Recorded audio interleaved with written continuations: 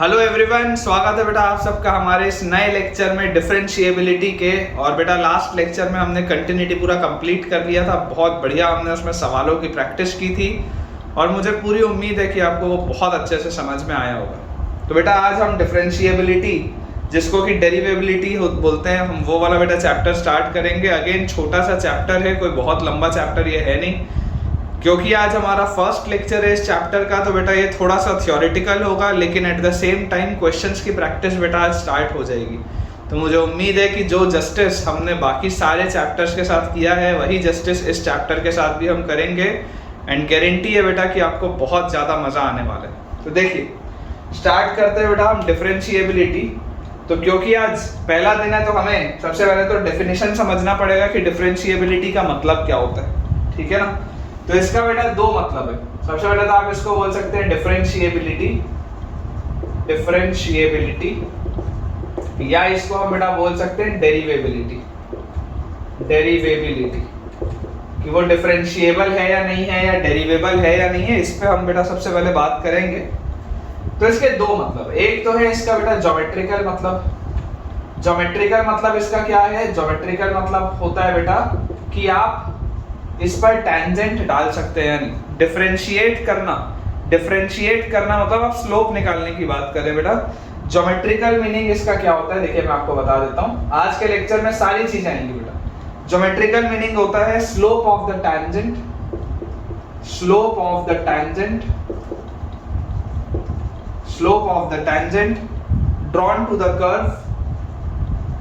drawn to the curve at x equal to a. Slope of the tangent drawn to the curve at x equal to a if it exists. अगर वो exist करता है तो if it exists। और उसके बाद एक इसका बेटा फिजिकल मीनिंग होता है डिफरेंशिएबिलिटी का। फिजिकल मीनिंग, ज्योमेट्रिकल मीनिंग तो आपको समझ में आ गया कि अगर आप टेंजेंट डालेंगे तो उसका स्लोप क्या होगा। फिजिकल मीनिंग होता है बेटा all the functions which are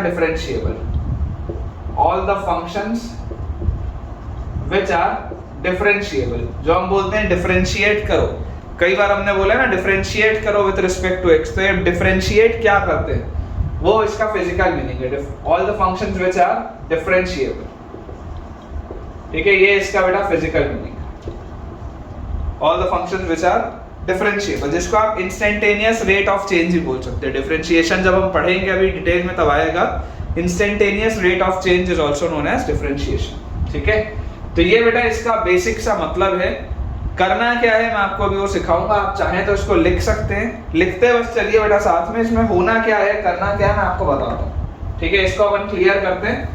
मैं आपको काम की चीज बताता हूँ, जो काम की हमारे लिए चीज हमें इस चैप्टर में करना क्या है, मैं आपको वो बताता हूँ। देख डेफिनेशन वाला पोर्शन तो आप साइड रखते हैं, हम समझने की कोशिश करते हैं right and left hand derivative, right and left hand derivative, ठीक है। हम इसकी बेटा बात करें कि राइट हैंड डेरिवेटिव और लेफ्ट हैंड डेरिवेटिव का मतलब क्या होता है। मैं बेटा आपको ये बोलता हूं कि मान लीजिए ये आपके पास ग्राफ आपका दिया हुआ है, ठीक है। मैंने आपके लिए कार्टेशियन प्लेन बना दिया और इस तरीके का हमारे पास एक कर्व है। मान लेते हैं बेटा ये जो कर्व दिया हुआ है ये कर्व है fx का, ये हमारे पास कर्व दिया हुआ है fx का। यहां पर इमेजिन करते हैं कोई एक पॉइंट है x इक्वल टू a का, this is a point of x equal to a। अब अगर मैं इससे h डिस्टेंस की दूरी पर, इससे एक h डिस्टेंस की दूरी पर a प्लस h पॉइंट होगा। अगर ये a पर है, अगर इसकी दूरी a है और मैं बोल रहा हूं उससे h और दूर, तो ये वाला जो पॉइंट होगा वो क्या होगा, a प्लस h होगा। इस a प्लस h वाले पॉइंट पे मैं यहां पर अगर देखूं ये, तो अगर मैं इस बेटा इस पॉइंट को अगर मैं पॉइंट a बोलता हूं, इस पॉइंट को अगर मैं पॉइंट b बोलता हूं, तो यार ये a से b तक एक क्या होगा, सीकेंट होगा। आप सोच के देखो, ये जो आ रहा है बेटा देखो, ये आपका कर्व fx था, नीचे वाला आपका कर्व fx था, और ये जो ऊपर मैंने उसके एक लाइन बनाई है ये उस पे सीकेंट है। ये देख लीजिए आप, इस तरीके का एक कर्व है और इस पे एक सीकेंट डली हुई है। ये उसी को मैंने थोड़ा सा एनलार्ज करके आपको दिखाया। ये कर्व है और ये उस पे सीकेंट डला हुआ है, ठीक है। तो अगर हम सीकेंट के स्लोप की बात करें, थोड़ा बहुत बेटा आपने ये चीज फिजिक्स में पढ़ी है क्लास 11th में भी, और स्ट्रेट लाइन में तो आपने पढ़ाई है क्लास 11th में कि लाइन का स्लोप क्या होता है। तो अगर बेटा मैं इसके स्लोप की बात करूं तो जरा सोच के देखो, ये a है, ये a प्लस h है, तो दोनों के बीच का हॉरिजॉन्टल डिस्टेंस तो क्या होगा, h होगा। ये वाला जो पॉइंट b है, दिस इज, अगर x की वैल्यू a प्लस h है तो फंक्शन की वैल्यू आएगी a प्लस h पे।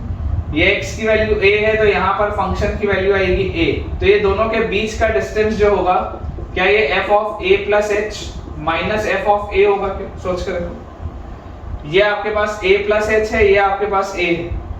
x इक्वल टू a पे फंक्शन की वैल्यू fa है, a प्लस h पे फंक्शन की value f of a plus h है। तो दोनों के बीच के अंतर, दोनों के बीच की दूरी क्या होगी, f of a plus h minus f of a। तो अगर बेटा मैं स्लोप बोलूं, स्लोप AB, तो स्लोप AB क्या होता है, tan थीटा। tan थीटा क्या होगा, परपेंडिकुलर अपॉन बेस, मतलब f of a plus h minus f of a upon h। ये आएगा मेरे पास, ये बात आती है समझ में। बेसिकली इसको याद रखने का तरीका क्या होता है, ऊपर दो फंक्शन लिखे हुए हैं, फंक्शन की वैल्यू है दो अलग अलग पॉइंट पे, और ये जो दोनों पॉइंट्स होंगे ना उसका डिफरेंस नीचे लिखा होगा।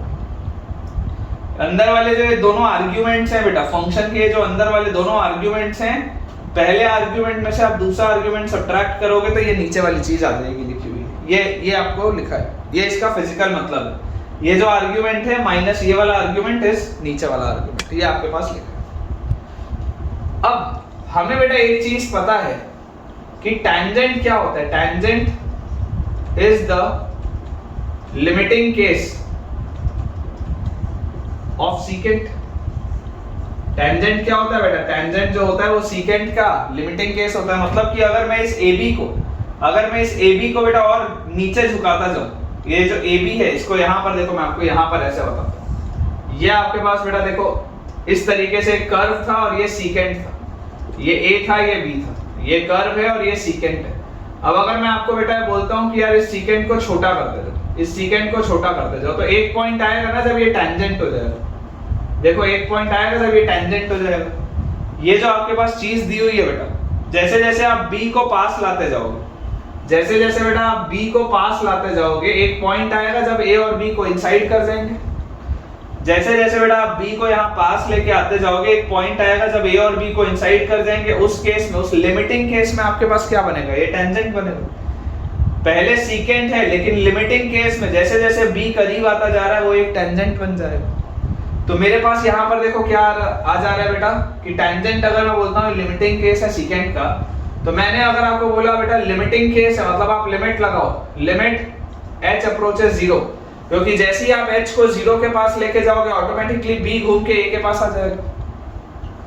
ये जो B है बेटा, ये जैसे जैसे A के पास आते जाएगा वैसे वैसे h छोटा होता जाएगा। तो अगर मैं आपको बोल रहा हूँ कि ये इसका लिमिटिंग केस है, तो लिमिटिंग केस मतलब आप बोल दो लिमिट h अप्रोचेस 0। जैसे ही आप बोलोगे लिमिट h अप्रोचेस 0, तो ये आपके पास क्या लिखा हुआ है, f of a plus h minus f of a upon h, ये आपके पास लिखा हुआ है। और डिफरेंशिएबिलिटी या डेरिवेबिलिटी का बेटा ज्योमेट्रिकल मीनिंग क्या था, स्लोप ऑफ द टेंजेंट ही तो था। ये जो स्लोप ऑफ टेंजेंट हमने लिखा है उसका लिमिटिंग केस ये स्लोप ऑफ द टेंजेंट है। जैसे आपने लिमिट लगाई तो ये टेंजेंट का स्लोप हो गया, जो पहले स्लोप सीकेंट का था, लिमिटिंग केस लगाते ये टेंजेंट का स्लोप हो गया। तो दिस इज योर डिफरेंशिएबिलिटी। तो इसको आप क्या बोलेंगे, डेरिवेटिव बोलेंगे। f डैश a जो है बेटा, f डैश a क्या है, ये at x equal to a। दोबारा आप बेटा उसका डेफिनेशन देखिए, आपके पास डेफिनेशन में साफ साफ क्या लिखा हुआ है, डिफरेंशिएबिलिटी या डेरिवेबिलिटी जो होता है उसका ज्योमेट्रिकल मीनिंग होता है slope of the tangent drawn to the curve at x equal to a। Tangent का स्लोप, ये सीकेंट का स्लोप था, सीकेंट के स्लोप को जैसे ही आपने लिमिटिंग केस किया तो ये टेंजेंट का स्लोप हो गया, और यही टेंजेंट का स्लोप तो आपका डिफरेंशिएबिलिटी या डेरिवेबिलिटी होता है बेटा। तो f डैश a क्या आ जाएगा, limit h approaches 0 f of a plus h minus f of a upon h। अगर ये एग्जिस्ट करता होगा तो, क्योंकि लिमिट एग्जिस्ट कर रही हो या ना कर रही हो जरूरी नहीं, तो आप यहां पर लिख सकते हैं if it exists, if it exists। Limit अगर एग्जिस्ट कर रही होगी तभी वो डेरिवेटिव आएगा आपके पास, अदरवाइज आपके पास डेरिवेटिव नहीं आएगा। जरूरी नहीं है हर फंक्शन डिफरेंशिएबल हो, ठीक है, डिफरेंशिएबल फंक्शंस कई बार नहीं होते, कब कब ऐसे केसेस होते हैं, ये सारी चीजें बेटा आ जाएंगी। आपको सबसे पहली बात तो ये समझनी जरूरी है कि क्योंकि आप देख सकते हैं डेरिवेटिव में f डैश a में क्या आ रहा है, limit h approaches 0 f of a plus h minus f of a upon h। देख लो आप 0 बाय 0 की प्रोफाइल है, h जैसी 0 की तरफ जाएगा f a minus f a 0 by 0, 0 by 0 का इंडिटरमिनेट फॉर्म है। तो जरूरी नहीं है कि ये लिमिट एग्जिस्ट करेगी ही करेगी, कर भी सकती है और नहीं भी कर सकती। तो अगर लिमिट एग्जिस्ट करेगी तब बेटा ये आपका फंक्शन डिफरेंशिएबल होगा, अदरवाइज नहीं होगा। ठीक है, तो ये बेटा जो हमने अभी निकाला है, ये हमने निकाला है राइट हैंड डेरिवेटिव। ठीक है ना, ये जो हमने अभी निकाला है this is your right hand derivative. Right hand इसको मैं डेरिवेटिव क्यों बोल रहा हूं, क्योंकि मैं a की तरफ राइट साइड से आ रहा हूं, मैं a की तरफ देखो राइट साइड से आ रहा हूं, this is right hand derivative. क्यों, क्योंकि मैं a की तरफ राइट साइड से आ रहा हूं। यही अगर बेटा मैं a की तरफ लेफ्ट साइड से आता, यही अगर बेटा मैं a की तरफ लेफ्ट साइड से आता तो लेफ्ट हैंड डेरिवेटिव जो मेरे पास आता, लेफ्ट हैंड डेरिवेटिव, ये राइट हैंड डेरिवेटिव है which is f dash a plus. ठीक है, क्योंकि मैं राइट साइड से आ रहा हूं इसलिए। अगर मैं f डैश a माइनस निकालता बेटा, लेफ्ट हैंड डेरिवेटिव निकालता, आप सेम तरीके का कंस्ट्रक्शन यहां पर भी करके देख सकते हैं। आप एक सीकेंड यहां पर बनाइए, ये आपके पास a था, ये a प्लस h था, यहां पर आप पॉइंट लिख लीजिए a माइनस h। ठीक है, तो आपके पास देखो ये दोनों का डिस्टेंस जो है अभी भी वो h है, और इसके बाद आप इसको सॉल्व कर लीजिए। ये आपके पास पॉइंट है f a, ये है f of a minus h। आप सॉल्व करेंगे तो आपके पास आएगा limit h approaches 0 f of a minus h minus f of a upon, मैंने आपको क्या बोला था, नीचे क्या लिखा होता है, अंदर वाले दोनों का डिफरेंस, अंदर वाले आर्गुमेंट्स का डिफरेंस। देखो a माइनस h में से जैसे आप a सब्ट्रैक्ट करोगे माइनस h आएगा। ठीक है, तो ये आपके पास आ जाएगा लेफ्ट हैंड डेरिवेटिव। क्यों, क्योंकि अब आप लेफ्ट साइड से इसको अप्रोच कर, पहले आप जब राइट साइड से अप्रोच कर रहे थे तो वो राइट हैंड डेरिवेटिव था, अगर ये पॉइंट C होगा तो ये लेफ्ट हैंड डेरिवेटिव आ जाएगा, f dash a minus will be और लेफ्ट हैंड डेरिवेटिव, और नीचे क्या लिखा है, नीचे ऊपर वाले दोनों आर्गुमेंट्स का डिफरेंस लिखा। ठीक है, और अगेन क्योंकि इसमें भी बेटा लिमिट लगा हुआ है तो provided this exist, if it exist. ठीक है, इसको आप बेटा नोट कर लीजिए, बहुत ही इंपॉर्टेंट एक पॉइंट। ठीक है बेटा, तो ये बहुत ही एक इंपॉर्टेंट पॉइंट था, मुझे उम्मीद है आपने इसको नोट कर लिया होगा। अब अगर बेटा आपने ये नोट कर लिया, अब यहाँ पर मैं आपको समझाता हूँ कि हो क्या है। फंक्शन को हम डेरिवेबल कब बोलते हैं, तो a function f(x) is said to be derivable, is said to be derivable, function f(x) is said to be derivable, आप इसको बेटा डेरिवेबल बोलते हैं at x equal to a, at x equal to a if f dash a plus जो उसका right hand derivative है, this should be equal to f dash a minus जो उसका लेफ्ट हैंड डेरिवेटिव है, and this should be equal to a finite quantity, this should be equal to a finite quantity। मैं finite quantity बेटा क्यों बोल रहा हूँ, finite quantity बेटा मैं इसलिए बोल रहा हूँ क्योंकि ये जो डेरिवेटिव है वो बेसिकली क्या होता है, स्लोप होता है। डेरिवेटिव जो है ये बेसिकली क्या होता है, स्लोप होता है। और स्लोप क्या होना चाहिए बेटा, स्लोप आपका होता है बेसिकली ये tan थीटा। आपने ये चीज पढ़ी है स्ट्रेट लाइन में, स्लोप ये जो होता है बेटा this is basically tan theta, जहां पर ये एंगल आपका थीटा होता है। तो अगर स्लोप आपका tan थीटा होता है तो ये कई बार इनफाइनाइट भी हो सकता है ना। वर्टिकल अगर लाइन हो गई तो स्लोप इनफाइनाइट हो जाएगा, आपको स्लोप इनफाइनाइट नहीं चाहिए, आपको फाइनाइट स्लोप चाहिए। ठीक है, अगर आप डिफरेंशिएबल फंक्शन चाहते हैं तो आप चाहते हैं कि इसका स्लोप क्या हो, फाइनाइट क्वांटिटी हो। ठीक है, तो ये बेटा इसका बेसिक डेफिनेशन है, that f is said to be derivable at x equal to a if f dash a plus is equal to f dash a minus, right hand और लेफ्ट हैंड डेरिवेटिव सेम होगा and this is equal to a finite quantity. ठीक है, ये वाली बेटा चीज आपको clear होनी चाहिए। इसका ज्योमेट्रिकल मीनिंग क्या है, this geometrically means that a unique tangent line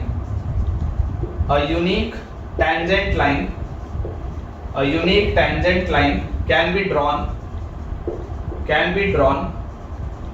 to the function f(x) at x equal to a unique tangent line can be drawn to the function f(x) at x equal to, this geometrically means that a unique tangent line can be drawn at x equal to a to the function f(x) and of course क्योंकि ये बेटा finite quantity है तो इस tangent line का slope of tangent line slope of tangent line must be finite, क्योंकि slope आपको पता है कि tan थीटा होता है, तो slope of tangent line must be finite. ये बेटा बेसिक है। अब हम सवालों को प्रैक्टिस करने के पहले दो तीन छोटी छोटी सी चीजें बेटा और समझ लेते हैं, लेकिन ये बेसिक कंसेप्ट है डिफरेंशिएबिलिटी का। बेसिक कंसेप्ट यही है बेटा, अगर आपको ये चीज समझ में आती है, तो इतने में बेटा आपका चैप्टर पूरा खत्म हो जाता है। ठीक है, अगर आपको ये वाली चीज समझ में आती है। ठीक है बेटा, आप देखिए एक थ्योरम हम देखते हैं। बेसिक हमने क्लियर कर लिया है, एक थ्योरम हम देखते हैं। थ्योरम बेटा आपके लिए ये है कि अगर एक फंक्शन डेरिवेबल है, if a function f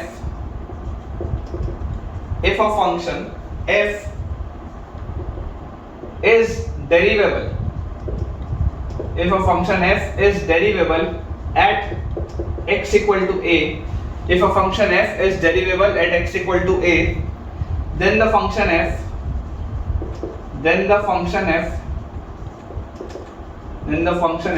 must be continuous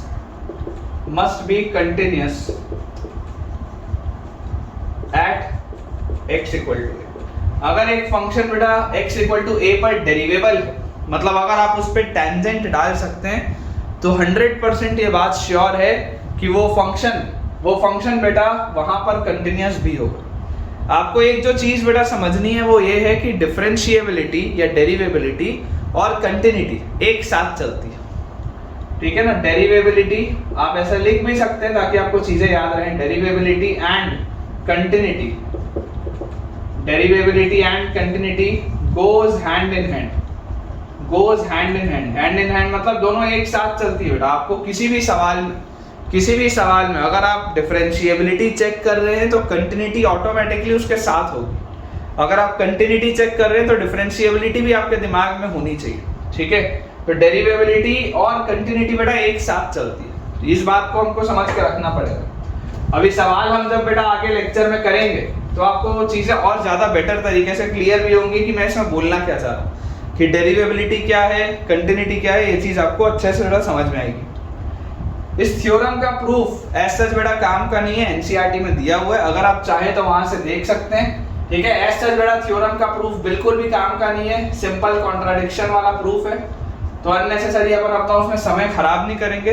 जो चीज आपको पता होनी चाहिए वो ये है कि अगर डेरिवेटिव है, अगर डिफरेंशिएबल है तो कंटिन्यूअस होगा।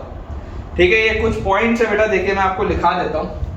आप कुछ नोट के लिए पॉइंट्स लिख लीजिए, जो इंपॉर्टेंट चीजें जो आपको सवाल सॉल्व करने में बहुत काम आएगा बेटा। हमारे पास लिखा है if fx is derivable, इसी थ्योरम का ही नोट पॉइंट है। if fx is derivable for every point of its domain,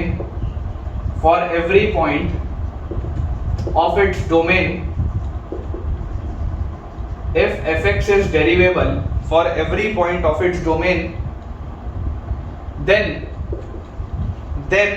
it is continuous in that domain।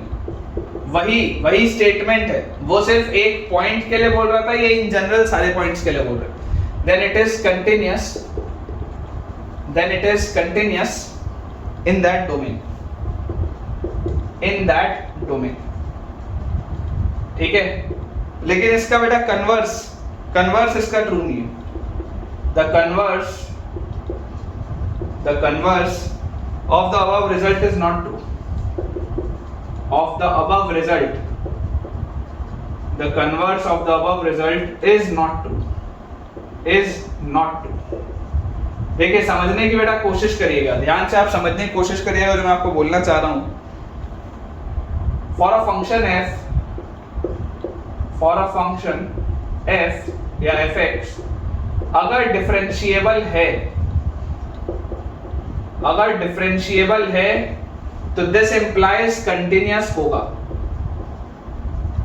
अगर डिफरेंशिएबल है तो कंटिन्यूअस होगा। अगर कंटिन्यूअस है तो जरूरी नहीं है डिफरेंशिएबल हो।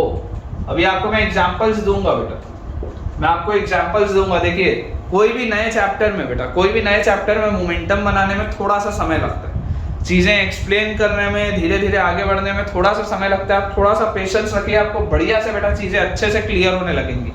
जैसे आपको अभी तक के सारे चैप्टर्स अच्छे से क्लियर हुए हैं, वैसे ये भी आपको क्लियर होगा। पेशेंस रखिए, आराम से सुनते जाइए, मैं धीरे धीरे आपको बेटा बिल्डअप करता जाऊंगा कंसेप्ट। तो डिफरेंशिएबल है तो कंटिन्यूअस होगा, लेकिन कंटिन्यूअस है तो ऐसा जरूरी नहीं है कि डिफरेंशिएबल हो। इसके बाद नॉन डिफरेंशिएबल है, नॉन डिफरेंशिएबल है तो ऐसा जरूरी नहीं है कि डिसकंटिन्यूअस भी होगा। अगर नॉन डिफरेंशिएबल है तो ऐसा जरूरी नहीं है कि डिसकंटिन्यूअस होगा, लेकिन अगर डिसकंटिन्यूअस है, अगर डिसकंटिन्यूअस है तो इसका मतलब 100% ये श्योर है कि ये नॉन डेरिवेबल होगा या नॉन डिफरेंशिएबल होगा, एक ही बात। ठीक है, इस बात को बेटा आप समझ के चलिए। अगर कंटिन्यूअस है फंक्शन तो जरूरी नहीं है डिफरेंशिएबल हो, लेकिन अगर डिफरेंशिएबल है तो कंटिन्यूअस होगा, ये बात तय है। अगर नॉन डिफरेंशिएबल है तो ऐसा जरूरी नहीं है कि डिसकंटिन्यूअस हो, लेकिन अगर डिसकंटिन्यूअस है तो 100% नॉन डिफरेंशिएबल होगा ही होगा। इसके एग्जांपल्स बेटा हम करेंगे, आप बिल्कुल घबराइए मत, बिल्कुल आप मत घबराइए। देखिए, बेसिकली आपको चेक क्या करना होता है, check the graph of fx for sharp corners. पूरे चैप्टर का सार यही है बेटा जो मैं लिखा हूं, check the graph of fx for sharp corners. आपको बेटा शार्प कॉर्नर्स के लिए fx का ग्राफ चेक करना है। क्या मतलब है इसका, what do I mean when I से कि यार शार्प कॉर्नर। आप देखिए कंटिन्यूअस बेटा कब बोला जाता है, कंटिन्यूअस, डिफरेंशिएबल, सारी बातें देखो मैं आपको समझाता हूं। मान लो बेटा मेरे पास एक ऐसा ये ग्राफ है, पैराबोला, इस तरीके का पैराबोला एक ग्राफ है। मैं आपको बोल रहा हूं कि इस ग्राफ में मैंने इस पॉइंट पे, आप इसको एक्स एक्सिस मत बोलो, आप इसको एक्स एक्सिस मत बोलो, इस पॉइंट पे मैंने ये टेंजेंट ड्रॉ किया। ठीक है, मैं आपको बोल रहा हूं कि इस पॉइंट पे मैंने आपके लिए टेंजेंट ड्रॉ किया। तो आप जरा बेटा सोच के देखो, आप इधर से अगर आ रहे होगे तब भी आप ये टेंजेंट ड्रॉ कर सकते हो, आप इधर से आ रहे होगे तब भी आप ये टेंजेंट ड्रॉ कर सकते हो। बेसिकली इस पॉइंट पे आपका ग्राफ स्मूथ है, बढ़िया ऐसा स्मूथ आपका ग्राफ है, स्मूथ। ठीक है, this is a smooth point. तो जब भी स्मूथ पॉइंट होगा वहां पर आपका फंक्शन डिफरेंशिएबल होगा। स्मूथ पॉइंट पे आपका फंक्शन डिफरेंशिएबल या डेरिवेबल होगा, ये बात क्लियर है। लेकिन अब बेटा मैं आपको बोलता हूं, ये अभी तक ये क्या था, ये पैराबोला का ग्राफ था, this was a graph of parabola. अब मैं आपके लिए एक ग्राफ और बनाता हूं,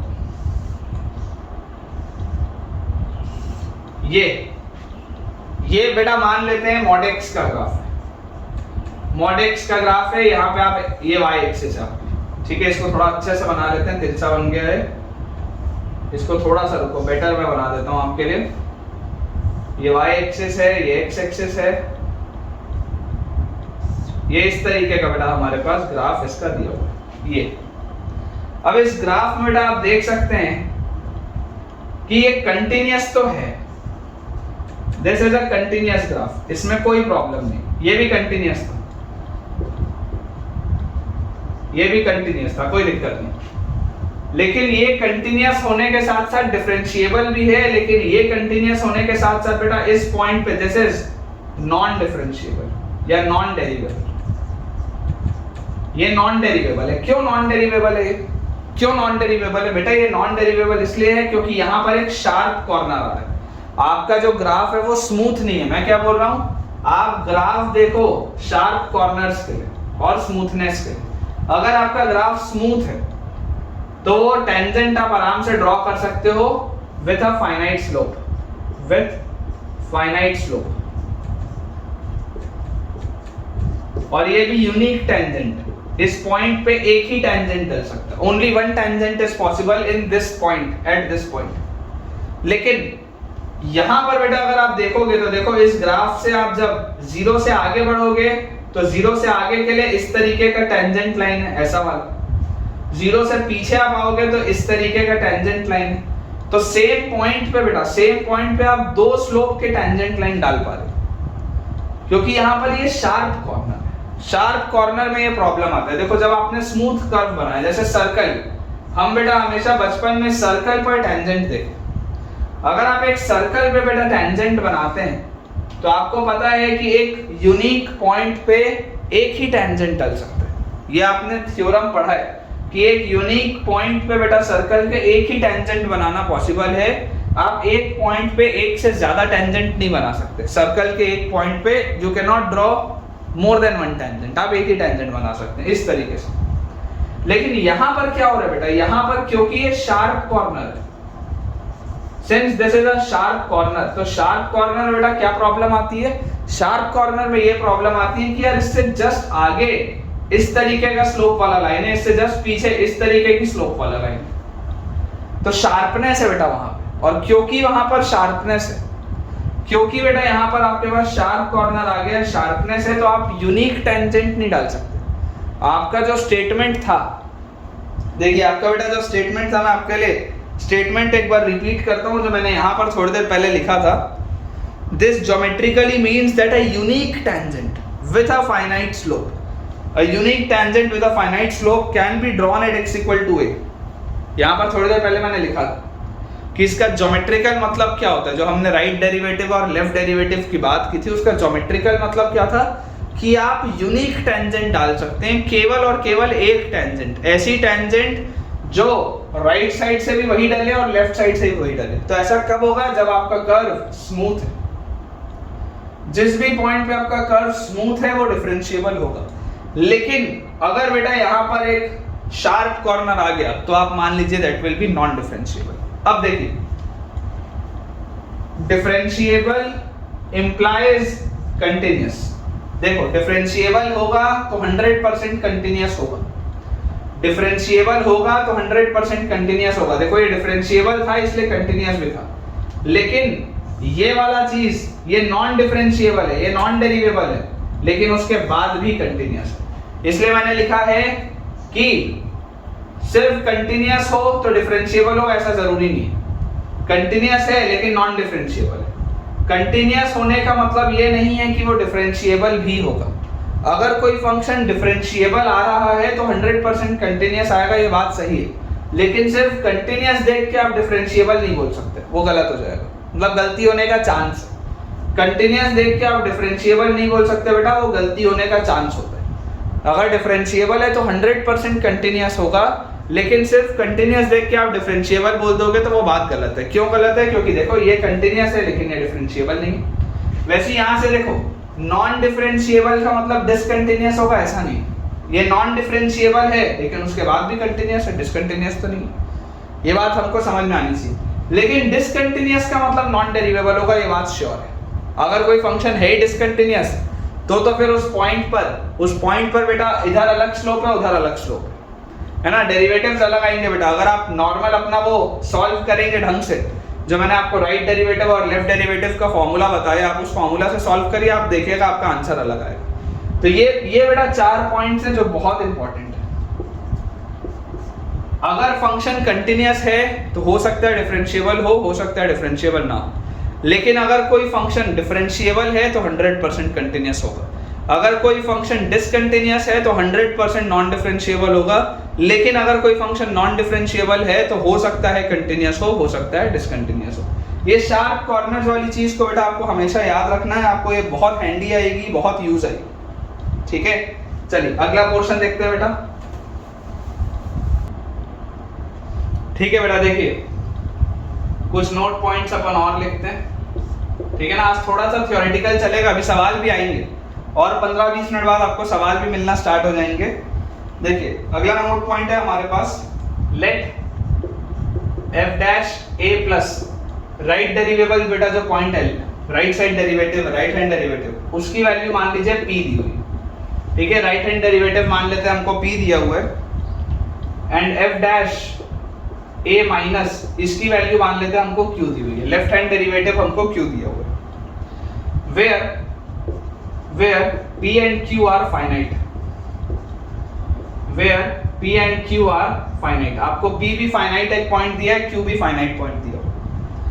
अब आप इस बात को बेटा जानते हैं, if P is equal to Q, अगर P और Q इक्वल हो गया तो देखो right derivative is equal to left derivative is equal to a finite quantity. अगर P और Q बराबर हो गया तो 100% ये हो जाएगा that fx will be derivable at x equal to a। ये बात 100% श्योर हो जाएगी that fx will be derivable at x equal to a, and if fx is derivable at x equal to a, तो अगर कोई function डेरिवेबल होता है, differentiable होता है, तो वो कंटीन्यूअस भी होता है। तो this implies it will be continuous at x equal to a। Continuous होगा तो डेरिवेबल होगा ऐसा नहीं है, पर डेरिवेबल होगा तो 100% कंटीन्यूअस होगा, ये बात श्योर। लेकिन बेटा इस बात को आप समझिए, if P is not equal to Q, अभी भी दोनों फाइनाइट क्वांटिटी, आप डिफरेंशिएट भी कर पा रहे हो, देखो डिफरेंशिएट भी आप कर पा रहे हो। डिफरेंशिएट आपने इसको किया, राइट डेरिवेटिव आपके पास P आ रहा है, लेफ्ट डेरिवेटिव आपके पास Q आ रहा है। P और Q दोनों फाइनाइट भी हैं, लेकिन P और Q इक्वल नहीं, दोनों अलग अलग है। डिफरेंशिएट कर पा रहे हो आप, लेकिन राइट डेरिवेटिव अलग आ रहा है, लेफ्ट डेरिवेटिव अलग आ रहा है, ठीक है। तो इसका मतलब क्या है, this implies this is non derivable at x equal to a। ये बात तो श्योर है कि ये नॉन डेरिवेबल होगा x इक्वल टू a पे। अब अगर ये नॉन डेरिवेबल है बेटा x इक्वल टू a पे, क्योंकि इसका राइट डेरिवेटिव अलग आ रहा है, लेफ्ट डेरिवेटिव अलग आ रहा है, दोनों अलग अलग आ रहे हैं, if p is not equal to q, तो नॉन डेरिवेबल होगा। लेकिन नॉन डेरिवेबल में बेटा ये जरूरी नहीं है कि ये डिसकंटिन्यूअस हो। नॉन डेरिवेबल में इट इज नॉट नेसेसरी कि ये डिसकंटिन्यूअस हो, it can be continuous, it can be discontinuous. वो बेटा आप सवाल पे आपका डिपेंड करेगा, वो डिसकंटिन्यूअस भी हो सकता है, वो कंटिन्यूअस भी हो सकता है। नॉन डेरिवेबल का मतलब होता है कि नॉन डेरिवेबल फंक्शंस कंटिन्यूअस भी हो सकते हैं और नॉन डेरिवेबल फंक्शंस डिसकंटिन्यूअस भी हो सकते हैं, ऐसा हो सकता है। अगर कोई फंक्शन डिसकंटिन्यूअस है तो 100% नॉन डेरिवेबल होगा, लेकिन अगर कोई फंक्शन कंटिन्यूअस है और उसके बाद भी नॉन डेरिवेबल आ रहा है, इसका मतलब वो 100% क्या होगा, शार्प कॉर्नर वाला होगा। यही अभी हमने पढ़ा था कि अगर कोई फंक्शन कंटिन्यूअस हो लेकिन उसमें शार्प कॉर्नर आ जाए तो वो नॉन डेरिवेबल हो जाता है, और अगर कोई फंक्शन है ही डिसकंटिन्यूअस तब तो वो नॉन डेरिवेबल आएगा ही आएगा, ठीक है। तो इस बात को बेटा हमको ध्यान रखना है, इस पे सवाल बनते हैं, ठीक है, इसमें सवाल बनते हैं।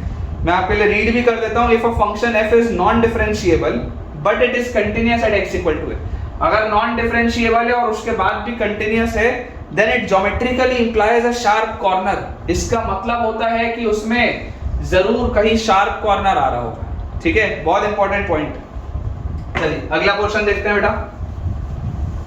देखिए अगला आप डाल सकते हैं topic, how can a function fail to be differentiable when the functions fail to be differentiable.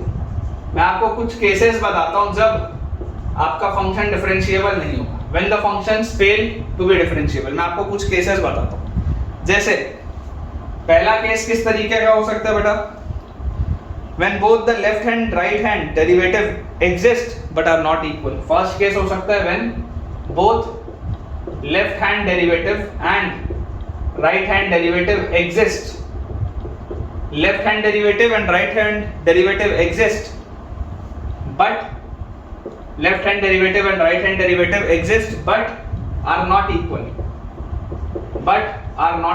left hand derivative भी exist कर रहा है, right hand derivative भी exist कर रहा है, लेकिन equal नहीं है बेटा, they are not equal। तो ये आपका किस तरीके का केस हो गया बेटा, सोच के देखो। शार्प कॉर्नर वाला, कोई भी शार्प कॉर्नर वाला, आप मॉडेक्स का ग्राफ बना लो, आप इस तरीके का कोई ग्राफ बना लो, ऐसा देख लो शार्प कॉर्नर आ रहा है।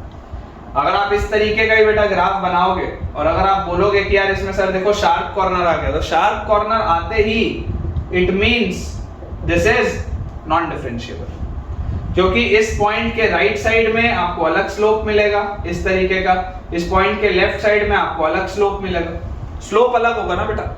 सेम पॉइंट पे अगर आप दो अलग अलग टेंजेंट डाल दिए तो फिर uniqueness of tangent with a finite slope वाली जो चीज थी वो गलत हो गई, ठीक है ना।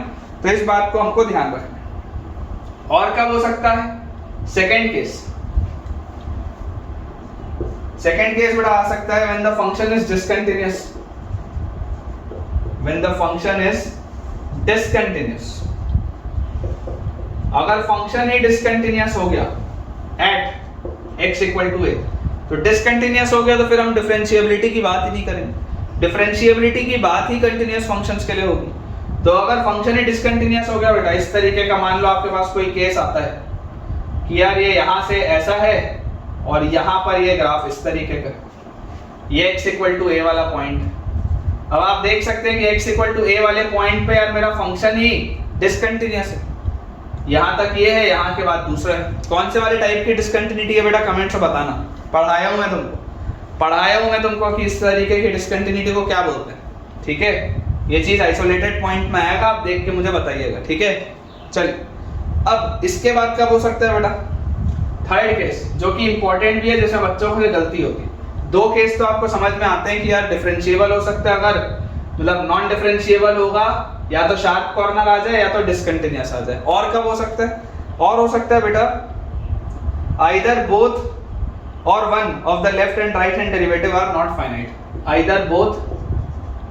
आइदर बोथ और one of the left hand derivative and right hand derivative are not finite. क्योंकि आपको बेटा ये भी बोला जाता है that it must be a finite quantity. आपको ये भी तो बोला जाता है कि left hand derivative should be equal to right hand derivative should be equal to a finite quantity. और ये जो आप लेफ्ट हैंड डेरिवेटिव और राइट हैंड डेरिवेटिव बेटा निकाल रहे हैं, बेसिकली क्या है ये तो टेंजेंट का स्लोप है। आपने सीकेंट का स्लोप निकाला, फिर लिमिटिंग केस जैसी आपने किया तो वो टेंजेंट का स्लोप हो गया, उसी को तो आपने डेरिवेटिव फंक्शन बोला था, राइट हैंड और लेफ्ट हैंड। तो अगर आप स्लोप की बात करें तो मान लीजिए बेटा आपके पास कुछ इस तरीके का अगर ग्राफ बनता है, आपके पास बेटा अगर कोई ऐसा ग्राफ बन जाता है, इस तरीके का कुछ ऐसा आपके पास ग्राफ बन जाता है, ये इसको अपन थोड़ा सा और ठीक करते हैं ऐसा। और इस पॉइंट पे आप देखिए बेटा, यहां पर ये स्लोप क्या हो गया, ये लाइन का स्लोप क्या हो गया बेटा, टेंजेंट का स्लोप। इसको रुको मैं थोड़ा सा और ठीक करके बताता हूं, उससे आपको ज्यादा बेटर समझ में आएगा। इसको आप ऐसा बनाओ, ऐसा इस तरीके का। ठीक है, इस तरीके का बेटा ये ग्राफ है। अब इस पॉइंट पे आप देखो, इस पॉइंट पे आप टेंजेंट इधर डालोगे तो ये ऊपर, इस पॉइंट पे टेंजेंट यही वाली नीचे। तो ये जो टेंजेंट आई बेटा आपकी, ये जो आपकी टेंजेंट आ रही है, आप देख सकते हो ये एक वर्टिकल टेंजेंट है। और वर्टिकल टेंजेंट है मतलब इसका स्लोप क्या होगा, स्लोप आपके पास बेटा tan of pi by 2 which will be not defined। इसका स्लोप क्या हो जाएगा बेटा, इनफाइनाइट हो जाएगा, नॉट डिफाइंड रहेगा इसका स्लोप। तो आपको स्लोप भी क्या चाहिए होता था, आपको लेफ्ट हैंड डेरिवेटिव और राइट हैंड डेरिवेटिव एक फाइनाइट क्वांटिटी चाहिए होती थी। यहाँ पर आपको क्या दिख रहा है, आपको एक इनफाइनाइट क्वांटिटी दिख रही है। ठीक है, तो इस केस में भी डिफरेंशिएबल नहीं होगा। कंटिन्यूअस है, ये भी कंटिन्यूअस है लेकिन डिफरेंशिएबल नहीं है बेटा। और ये तो है ही डिसकंटिन्यूअस, तो मैं फिर डिफरेंशिएबिलिटी की तो बात करूंगा ही नहीं, मैं तो डायरेक्टली बोलूंगा कि ये नॉन डिफरेंशिएबल है। क्यों, क्योंकि ये डिसकंटिन्यूअस है। ठीक है, तो आई होप बेटा आपको ये वाला भी पॉइंट बहुत अच्छे से समझ में आया होगा। अब एक छोटा सा बेटा पॉइंट अपना बचा हुआ है जिसमें हमको डिफरेंशिएबिलिटी देखनी होती है, किसमें, एक इंटरवल में। बस हम उसको देखते हैं, फिर हम सवालों के साथ स्टार्ट करेंगे। देखिए बेटा हमारे पास नेक्स्ट जो टॉपिक है, नेक्स्ट टॉपिक हमारा है derivability over an interval. Derivability over an interval. Derivability over an interval. एक इंटरवल में आप डेरिवेबिलिटी कैसे चेक करेंगे उस पर देखिए, मैं आपके लिए बेटा स्टेटमेंट लिख देता हूं कि fx is said to be derivable। fx is said to be derivable। आप इसको डेरिवेबल कब बोलेंगे, over an open interval. Over an open interval, किसी भी ओपन इंटरवल में आप इसको डेरिवेबल कब बोलेंगे, over an open interval, open bracket a से b, over an open interval open bracket a से b, if it is derivable. Open interval में बेटा हम डिफरेंशिएबिलिटी या डेरिवेबिलिटी की बात कब करेंगे, if it is derivable at each and every point, at each and every point, at each and every point of the interval fx, of the interval। इस interval के अगर हर पॉइंट पे, इस इंटरवल के बेटा अगर हर पॉइंट पे वो डेरिवेबल है, तब fx पूरे ओपन इंटरवल a से b में डेरिवेबल कहलाएगा। लेकिन बेटा fx is said to be derivable in closed interval a से b over the closed interval बड़े ब्रैकेट में लिखते हैं a से b। यहां पर कब होगा बेटा? यहां पर होगा when सबसे पहले तो ओपन इंटरवल a से b में वो डेरिवेबल हो। सबसे पहले तो बेटा ओपन इंटरवल a से b में वो डेरिवेबल हो, पहली बात। दूसरी बात इसमें क्या होगी? For the boundary points. अब बाउंड्री पॉइंट्स बेटा अगर हम बात करें तो देखो a के लेफ्ट में कुछ नहीं है और a के राइट में कुछ नहीं है, और आप हमेशा लेफ्ट हैंड डेरिवेटिव और राइट हैंड डेरिवेटिव की बात करते हैं। आपके पास a के लेफ्ट में भी कुछ नहीं है, a के आपके पास राइट में भी कुछ नहीं है, सॉरी a के आपके पास लेफ्ट में कुछ नहीं है और b के आपके पास राइट में कुछ नहीं है। तो आप इसमें बाउंड्री पॉइंट्स पे क्या बोलेंगे बेटा? बाउंड्री पॉइंट्स पे आप बोलेंगे for the boundary points f dash a plus and f dash b minus a plus का f डैश और b माइनस का f dash a plus and f dash b minus must exist. f dash a plus and f dash b minus must exist. वो बेटा points, boundary points पे derivative exist करना चाहिए, finite होना चाहिए, exist करना चाहिए, तब आप क्लोज्ड इंटरवल a से b में डेरिवेबिलिटी की बात करेंगे। ठीक है, तो ये बेटा एक इंपॉर्टेंट सा पॉइंट था जो मेरे हिसाब से आपको पता होना चाहिए था और बहुत ही इंपॉर्टेंट चीज है बेटा। चलिए अब हम कुछ काम की बेटा चीजें करना स्टार्ट करते हैं सवालों के पहले। ऑलमोस्ट अब हम सवाल स्टार्ट कर सकते हैं, उतना हम पढ़ चुके हैं। ठीक है, तो ये जो थ्योरी है ये आपको समझ में अभी आएगी अच्छे से। ठीक है ना, मैंने आपको जितनी चीज बताई है बेटा, आप इसके लिए बिल्कुल भी मत घबराइए। मैंने आपको जितनी चीज बताई है अब आपको ढंग से समझ में आने लगेगा। देखिए चलो बेटा अपन सवाल से स्टार्ट करते हैं। जो और पॉइंट्स है उसको मैं आपको with the passage of lecture कराते जाऊंगा। ठीक है, जहां जहां जरूरत लगेगी वहां करा दूंगा आपको। देखिए सवाल है आपके पास, find the left hand derivative and the right hand derivative.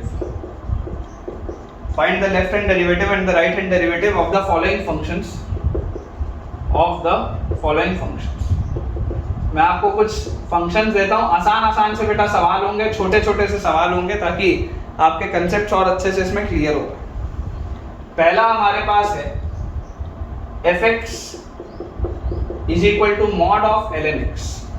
fx is equal to mod of ln x at x equal to 1. अब अगर बेटा मैं एक बेसिक अप्रोच से जाऊं, तो बेसिक अप्रोच क्या बोलती है? बेसिक अप्रोच बेटा मुझे बोलती है कि यार सबसे पहले तो आप फंक्शन को डिफाइन करो। आप सबसे पहले फंक्शन को डिफाइन करो कि ये फंक्शन ओपन अप कैसे होगा। तो अगर आप इसकी बेटा बात करेंगे, मॉड है, मॉड खुलता कब है? मॉड खुलता है जब अंदर वाली चीज 0 के बराबर होती है।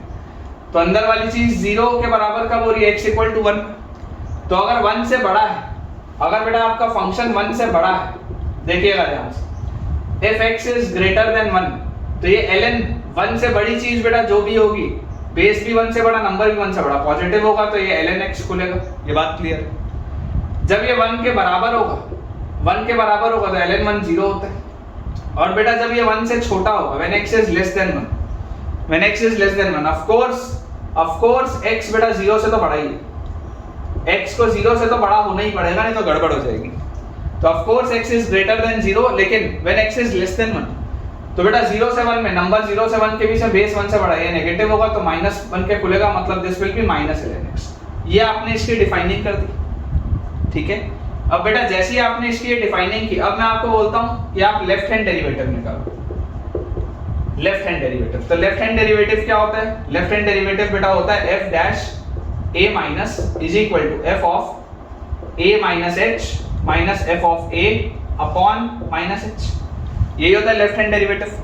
तो लेफ्ट हैंड डेरिवेटिव बेटा अगर मुझे किस पर निकालना है? 1 पर निकालना है, तो f dash 1 minus will be f of 1 minus h। आराम से लिखिए बेटा, नहीं तो गड़बड़ होगी। Minus f of 1 upon minus h। तो यहां से हमारे पास क्या आ जाएगा? f ऑफ 1 माइनस h है ना, यहाँ पर भी लिमिट है बेटा, लिमिट h अप्रोचेस 0, यहाँ पर भी है लिमिट h अप्रोचेस 0, ये आ जाएगा limit h approaches 0 f of 1 minus h, 1 minus पे ये वाली प्रोफाइल चल रही है, 1 माइनस पे बेटा ये वाली प्रोफाइल चल रही है, तो आपके पास आएगा minus ln of 1 minus h, ठीक है, और उसके बाद माइनस f ऑफ 1 क्या है 0 अपॉन नीचे क्या है माइनस h, तो माइनस से माइनस तो बेटा गए, माइनस से माइनस तो गया। अब आप देख सकते हैं बेटा when h approaches 0 ln of 1 minus h by h, तो ln of 1 plus x by x की प्रोफाइल क्या होती थी, देखो ln of 1 plus x by x, यार ये वाली जो प्रोफाइल होती थी, ये वाली जो बेटा प्रोफाइल होती थी, आप इसको ऐसा कर लो, देखो इसको आप ऐसे लिखो, अगर आपके पास ln ऑफ 1 प्लस x लिखा होता तो ln ऑफ 1 प्लस x का एक्सपेंशन क्या होता, x minus x square bye 2 plus x cube by 3, इस तरीके का होता। तो यहाँ से आप देख सकते हैं कि अगर आपके पास ln of 1 plus x by x होता तो आप इसको क्या लिखते हैं 1 minus x by 2 plus x square by 3, इस तरीके की चीज। तो आप यहाँ से बोलते हैं कि ln of 1 plus x by x की जो profile, ln of 1 plus x by x की प्रोफाइल किसकी तरफ जा रही है, 1 की तरफ जा रही है। ln of 1 plus x by x की प्रोफाइल किसकी तरफ जा रही है, 1 की तरफ जा रही है। तो यहाँ से आप बेटा ध्यान से देखिए ln of 1 minus h by h हमारे पास लिखा हुआ है। अब हमारे पास इसको दो तरीके हैं सोचने के, या तो आप माइनस h रख के इसको ओपन करो, तो माइनस h अगर आप रख के ओपन करोगे तब, या आप h रख के ओपन करोगे तब कोई फर्क नहीं पड़ता, ठीक है। ये पूरी चीज हमारे पास किसकी तरफ जाएगी, देखो ln ऑफ 1 माइनस h अगर आप रखते हो तो ln of 1 minus h will be x मतलब माइनस h और फिर minus h square by 2 plus x cube by 3 होता था, तो माइनस h क्यूब बाय 3, इस तरीके से आता। तो जब आप बेटा इसको माइनस h से डिवाइड करोगे, जब आप इसको माइनस h से डिवाइड करोगे ln ऑफ 1 माइनस h से जब आप इसको जब डिवाइड करोगे तो आप देख सकते हो ये माइनस 1 की तरफ जा रहा है, ठीक है। ये पूरी की पूरी चीज देखो किसकी तरफ जा रही है बेटा, माइनस 1 की तरफ। या बेटा देखो इसमें अगर किसी को भी थोड़ा भी कंफ्यूजन हो रहा होगा कि मैंने माइनस 1 कैसे निकाला, ये मैंने क्या किया, थोड़ा सा भी अगर आपको डाउट लग रहा है तो देखो आप बेसिकली क्या सॉल्व कर रहे हो, limit h approaches 0 ln of 1 minus h by h, आप यही सॉल्व कर रहे हो, डिफरेंशिएट कर दो, लॉपिटल लगा दो बेटा, log का डिफरेंशिएशन 1 बाय 1 माइनस h, अंदर जाओगे 1 का 0 माइनस h का माइनस 1 और अपॉन नीचे h का 1। आप देख सकते हो व्हेन h अप्रोचेस 0 ये गायब, माइनस 1 आंसर आ रहा है, जो मैंने लिखा है बेटा माइनस 1 आंसर आपके पास आ रहा है। तो ये हमने निकाला क्या चीज, ये हमने बेटा निकाल लिया लेफ्ट हैंड डेरिवेटिव। अब अगर बेटा हमको अगर बात करनी है राइट हैंड डेरिवेटिव की, मैं अगर बात करूं f डैश 1 प्लस की, तो f डैश 1 प्लस क्या होगा, f डैश 1 प्लस होगा limit h approaches 0 f of 1 plus h minus f of 1 by h, ऊपर वाले का जो डिफरेंस होता है वो नीचे लिखा होता है। तो 1 प्लस h में आपके पास ये वाला प्रोफाइल चल रहा होगा, तो आपके पास आ जाएगा limit h approaches 0 ln of 1 plus h minus f of 1 is 0 upon h, और ln of 1 plus h by h ये तो किसकी तरफ जाता है, 1 की तरफ, ये वाली प्रोफाइल तो 1 की तरफ जाती है। मतलब बेटा आप देख सकते हैं कि यार लेफ्ट हैंड डेरिवेटिव जो है वो माइनस 1 है, राइट हैंड डेरिवेटिव जो है वो प्लस 1 है। तो है तो फाइनाइट क्वांटिटी, है तो फाइनाइट क्वांटिटी, एग्जिस्ट करती है, देख लो राइट हैंड डेरिवेटिव और लेफ्ट हैंड डेरिवेटिव बेटा एग्जिस्ट कर रहा है, लेकिन क्योंकि ये दोनों अलग अलग हैं इसलिए आपका फंक्शन क्या हो जाएगा, नॉन डेरिवेबल, नॉन डेरिवेबल आ जाएगा आपके पास फंक्शन, ठीक है।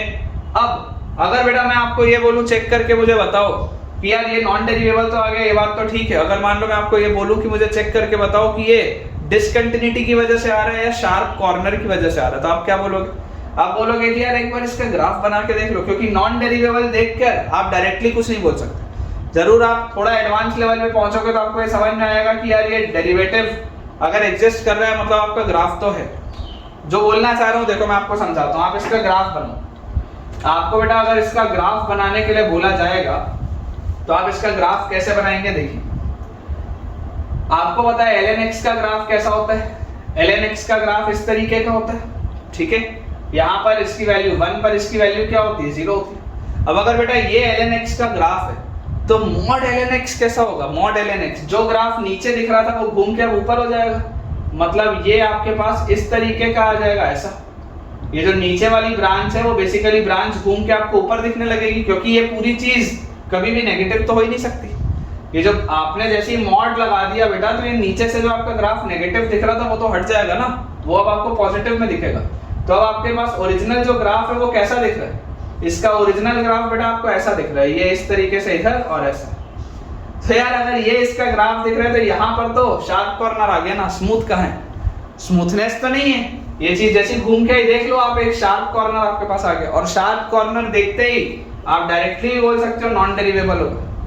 ठीक है, कंटिन्यूअस है, function is continuous, function is continuous, क्योंकि आपके पास left hand derivative right hand derivative दोनों एग्जिस्ट कर रहा है फाइनाइट क्वांटिटी में, या फंक्शन इज कंटिन्यूअस। लेकिन बेटा ये नॉन डेरिवेबल है, क्यों? क्योंकि इसमें शार्प कॉर्नर आ रहा है। ठीक है, चलिए अगले सवाल की तरफ आगे बढ़ते हैं बेटा। देखिए छोटे छोटे से बेटा सवाल है अपने को, बिल्कुल इसमें घबराने की जरूरत नहीं। अगला हमारे पास दिया हुआ है, नेक्स्ट सवाल है fx is equal to ln square x, fx is equal to ln square x at x equal to 1, fx is equal to ln square x at x equal to 1। अब बेटा अगर आप ln square x की बात करते हैं तो again graph बनाने के पहले बेटा मैं आपको इसको बेसिक सोचना बोलता हूं कि यार देखो, आप अगर लेफ्ट हैंड डेरिवेटिव की बात करोगे f डैश a माइनस पे, तो आप क्या लिखोगे?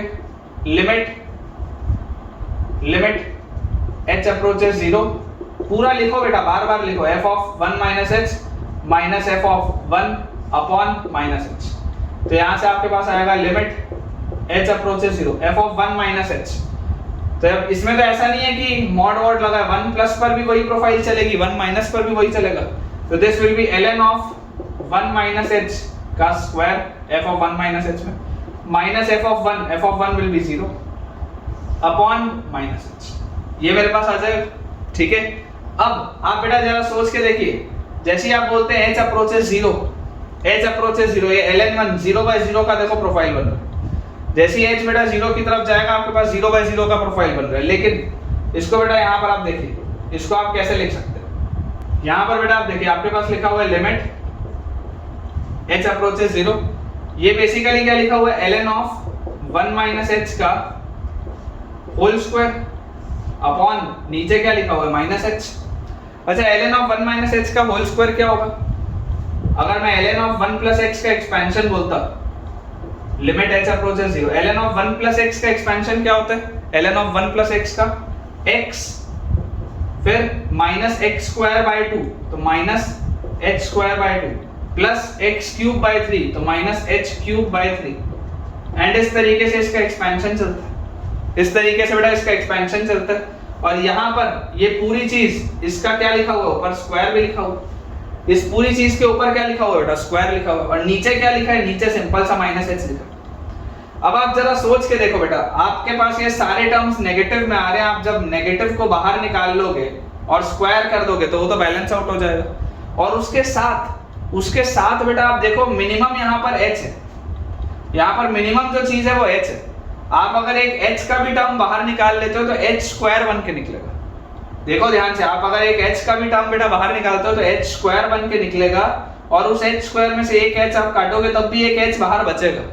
और जब वो 0 की तरफ जा रहा होगा, मतलब ये सॉल्व आप करोगे तो ये पूरी चीज 0 की तरफ जाएगी। ये बात समझने वाली है। आप देख लो, ऊपर आपके पास h का मिनिमम पावर 2 आएगा, नीचे h का मिनिमम पावर 1 है। जब आप h अप्रोचेस 0 करोगे तो पूरी चीज 0 की तरफ जाएगी, फिर आगे माइनस लिखा हुआ है प्लस लिखा हुआ, फर्क नहीं पड़ता। और अगर बेटा हम इसके राइट डेरिवेटिव की बात करें, अगर बेटा मैं इसके राइट हैंड डेरिवेटिव की बात करूं तो वो आ जाएगा क्या? f limit h approaches 0 f of 1 plus h minus f of 1 by h। तो इसमें मुझे क्या दिखाई दे रहा है? देखो अगेन वही चीज है, 1 प्लस h अगर मैं रखूंगा तो आपके पास आ जाएगा limit h approaches 0 ln square 1 plus h minus f of 1 मतलब ln1 मतलब 0, और उसके बाद अपॉन h। इसको भी बेटा सेम तरीके से ln ऑफ 1 प्लस h का होल स्क्वायर बाय h, और इस पे आगे बेटा लगी हुई है लिमिट h अप्रोचेस 0। तो limit h approaches 0, ln of 1 plus h क्या होता है? x minus x square bye 2 plus x cube by 3 and so on. और इसके भी बेटा पावर में क्या है 2 है और नीचे क्या है h। तो अगर ये वाली बेटा चीज हमारे पास लिखी हुई है तो यहाँ पर भी आप देखो, अगर आप h स्क्वायर वाला टर्म बाहर निकालोगे, एक h से काटोगे तब भी एक h बचेगा। ये भी किसके बराबर आ रहा है 0 के बराबर। मतलब कि लेफ्ट हैंड डेरिवेटिव और राइट हैंड डेरिवेटिव बेटा दोनों सेम आ रहे हैं, दोनों एक फाइनाइट क्वांटिटी है। मतलब लिमिट तो ये आपका फंक्शन तो डिफरेंशिएबल है, फंक्शन आपका डिफरेंशिएबल है या डेरिवेबल है, इसमें कोई भी दिक्कत नहीं है। और आप देखिए बेटा ये जो डेरिवेटिव की वैल्यू आ रही है बेसिकली यही आपकी उस टेंजेंट लाइन का स्लोप है। x इक्वल टू 1 पर जो आप टेंजेंट डालेंगे उसका स्लोप आपके पास क्या आ रहा है 0 आ रहा है। स्लोप 0 मतलब कैसी लाइन होती है हॉरिजॉन्टल, स्लोप इनफाइनाइट मतलब कैसी लाइन होती है वर्टिकल। तो यार अगर 0 स्लोप वाली लाइन मिल रही है तो ln स्क्वायर x का मेरे पास ग्राफ होगा कैसे, सोच के देखो। ln स्क्वायर x बेटा कभी भी नेगेटिव तो हो ही नहीं सकता, हमेशा ही पॉजिटिव होगा, तो ग्राफ का पैटर्न यही होगा। लेकिन अब यहाँ पर ये स्मूथनेस होगा। जो पहले आपके पास शार्प कॉर्नर आ रहा था ना, ये जो बेटा पहले आपके पास यहाँ पे शार्प कॉर्नर आ रहा था, अब शार्प कॉर्नर नहीं आएगा, अब स्मूथ आएगा कर्व। ठीक है, तभी तो डेरिवेटिव एग्जिस्ट कर रहा है। अगर शार्प कॉर्नर आ रहा होता तो डेरिवेटिव एग्जिस्ट नहीं कर रहा होता, पिछले सवाल जैसे। अगर डेरिवेटिव एग्जिस्ट कर गया मतलब शार्प कॉर्नर नहीं है, स्मूथ है। ठीक है, तो ये स्मूथ कॉर्नर है कहां पर x इक्वल टू 1। ठीक है, चलिए बेटा अगले सवाल को देखते हैं। देखिए बेटा इसी का जो अपने पास सी ऑप्शन है, थर्ड अपने पास सवाल है fx is equal to e raised to the power minus mod x at x equal to 0। e raised to the power minus mod x at x equal to 0। अब इसमें भी थोड़ा सा बेटा left hand derivative right hand derivative का खेल है। सबसे पहले मॉड कहां पर चेंज होगा, x इक्वल टू 0 पर चेंज होगा। तो fx फंक्शन को बेटा डिफाइन हम करते हैं। fx फंक्शन को अगर हम डिफाइन करें तो जब x की वैल्यू 0 से बड़ी है, x की वैल्यू 0 से बड़ी है तो आपके पास ग्राफ है e की पावर माइनस x। जब x की वैल्यू 0 के बराबर है, 0 के बराबर है तो e की पावर 0 1। और जब बेटा x की वैल्यू 0 से छोटी है तो आपके पास ग्राफ क्या आ जाएगा, 0 से छोटे में मॉड नेगेटिव बन के खुलेगा तो e की पावर x आ जाएगा, ये आपके पास आ जाएगा। अब देखिए e की पावर x का बेटा ग्राफ कैसा होता है, e की पावर x का ग्राफ ऐसा होता है। This is the graph of e की पावर x। तो जरा सोच के देखो e की पावर माइनस x का ग्राफ कैसा होगा, e की पावर माइनस x। अगर ये बेटा e की पावर x का ग्राफ है, ठीक है, if this is the graph of e की पावर x, तो जब x पॉजिटिव था तो ये ग्राफ ऐसा है। जब x बेटा पॉजिटिव था तो ये ग्राफ ऐसा है। x नेगेटिव में आपके पास ग्राफ कैसा है, इस तरीके का। ये नेगेटिव वैल्यूज ऑफ x के लिए आपके पास देखो ग्राफ कैसा है, इस तरीके का। तो e की पावर माइनस x का जो ग्राफ होगा बेसिकली वो x और माइनस x इंटरचेंज हो जाएंगे। तो अगर x और माइनस x इंटरचेंज हो जाएंगे तो इसका ग्राफ कुछ ऐसा बनना चाहिए। रिलेशंस फंक्शन बेटा मैंने ट्रांसफॉर्मेशन ऑफ ग्राफ में आपको ये चीज सिखाई है। अब this is the graph of e की पावर माइनस x।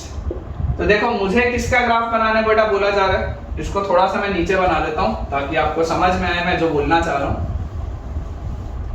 या नीचे बना लेते हैं अपन e की पावर x का ग्राफ इस तरीके से। This is the graph of e की पावर x। आपको बेटा अगर fx का ग्राफ बनाना है तो fx का ग्राफ बनाने के लिए आप क्या बोलेंगे, जब x 0 से बड़ा है तो ग्राफ कैसा है, e की पावर माइनस x जैसा। e की पावर माइनस x जैसा ग्राफ है when x is greater than 0।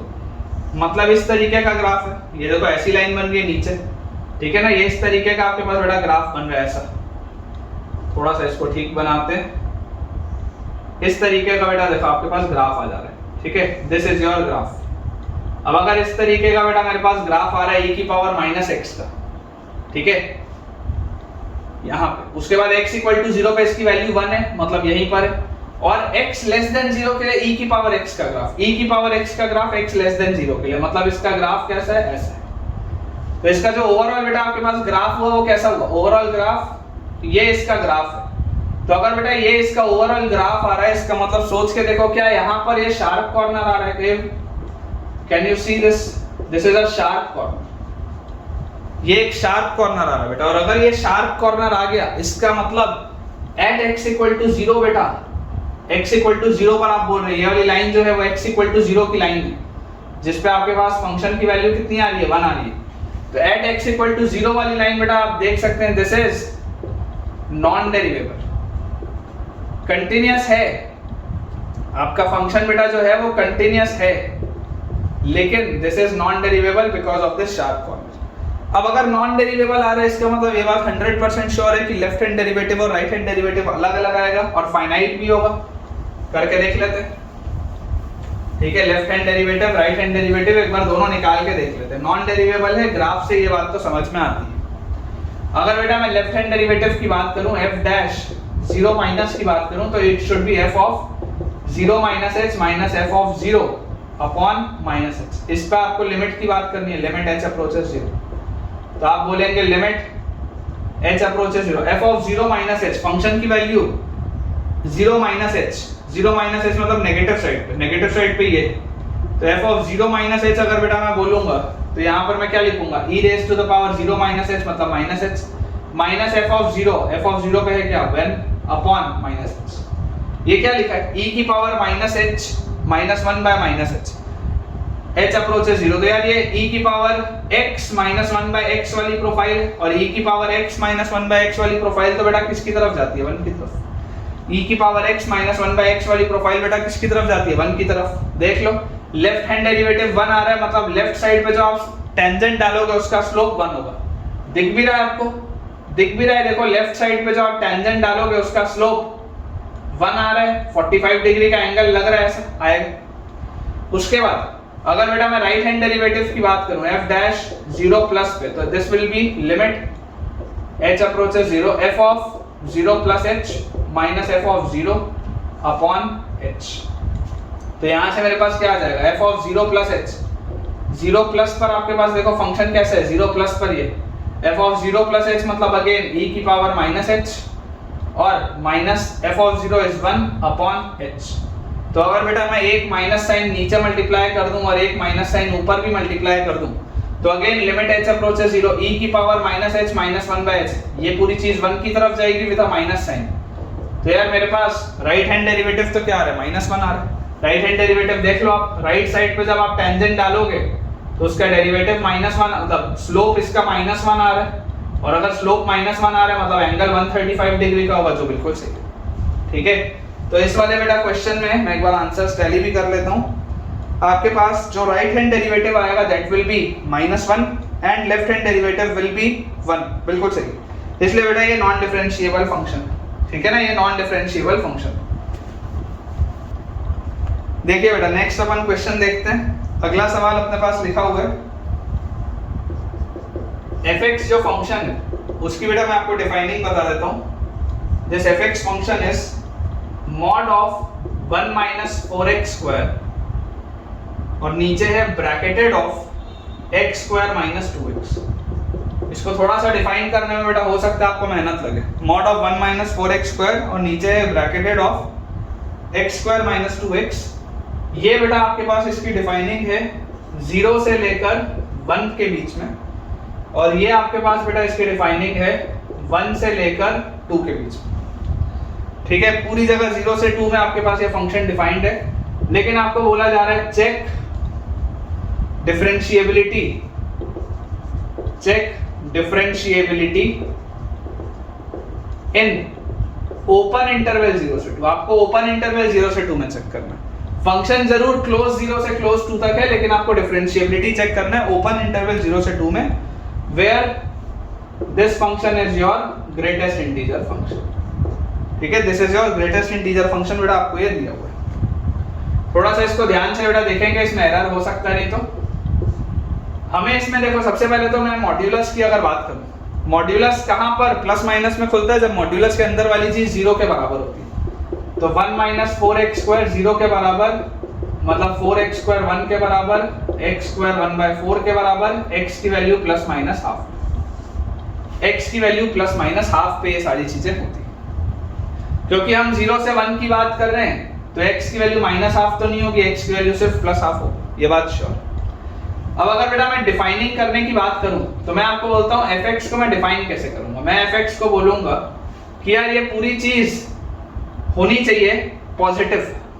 ये पूरी चीज पॉजिटिव कब होगी, जब ये जो x है बेटा वो हाफ से छोटा होगा। जरा आप सोच के देखो, अगर आप बोलते हो 1 minus 4x square, 1 minus 4x square, अगर मान लो मैं ये बोलता हूं तो इसमें x को मैं क्या लिखूं, एक बार लिख के देखते हैं। x अगर हम हाफ से छोटा लेते हैं जीरो से हाफ के बीच में लेते हैं। तो देखो जब आप जीरो रखोगे तो इसकी वैल्यू 1 आ रही है, पॉजिटिव।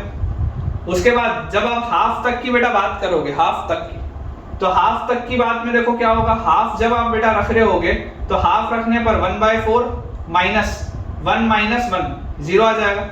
हाफ से अगर आप जस्ट छोटा रखोगे, हाफ से थोड़ा सा छोटा रखोगे, तो हाफ से थोड़े से छोटी चीज का स्क्वायर जो होगा वो 1/4 से क्या होगा, ये हाफ से थोड़ा सा छोटा है, समझने की कोशिश करिए। 0.5 से थोड़ा सा छोटा, 0.5 से थोड़ा सा छोटा इसका स्क्वायर जब आप बेटा करोगे तो वो पूरी चीज 0.25 से थोड़ी छोटी होगी। अगर हाफ से थोड़ा छोटा है तो उसका जब मैं स्क्वायर करूंगा तो 0.25 से थोड़ा सा छोटा आएगा, 0.25 से थोड़ा सा छोटा इंटू 4, मतलब ये 1 से थोड़ा सा छोटा होगा, और 1 से थोड़ा सा छोटा 1 माइनस 1 से थोड़ा सा छोटा, जो भी होगा पॉजिटिव होगा, मतलब जो मैंने लिखा है वो बिल्कुल सही। ठीक है, इसमें एरर नहीं होना चाहिए बेटा। इसको आराम से देखो, जितने आराम से मैंने किया उतने आराम से आप डिफाइनिंग करो।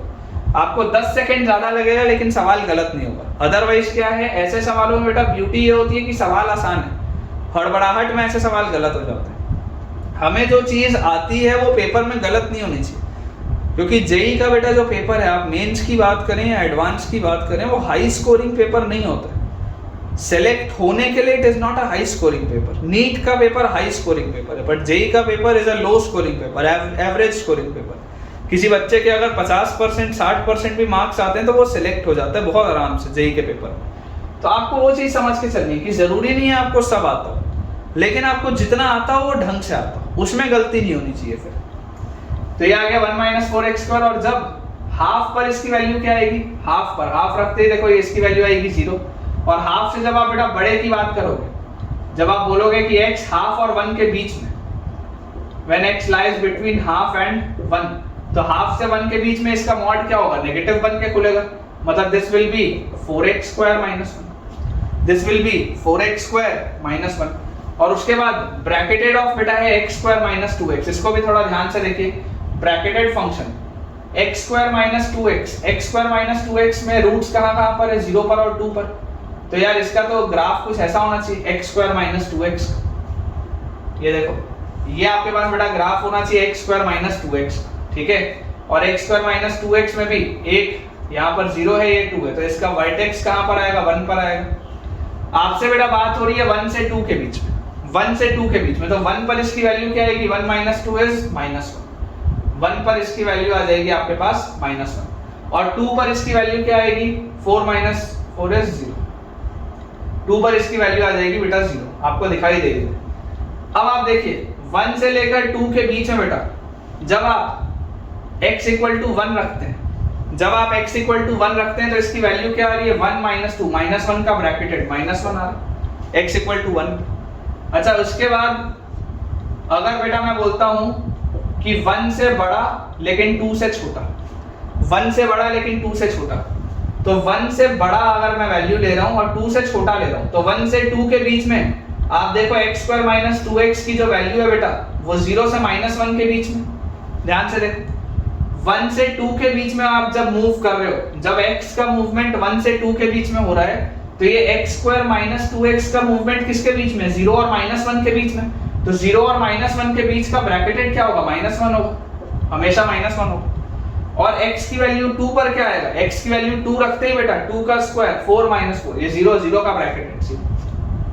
ये आपने फंक्शन अपना डिफाइन कर लिया। अब हम इसका ग्राफ देखते हैं, ठीक है। अब हम बेटा इसका ग्राफ देखते हैं। देखो 0 से 2 में इसका ग्राफ कैसा है। 0 पर फंक्शन की वैल्यू कितनी है, 1 माइनस 0 इज 1, 0 पर फंक्शन की वैल्यू है 1। और उसके बाद ये एक पैराबोला है, this is a mouth opening downwards parabola, क्योंकि ये लीडिंग कोएफिशिएंट जो है बेटा वो नेगेटिव है, तो this is a mouth opening downwards parabola.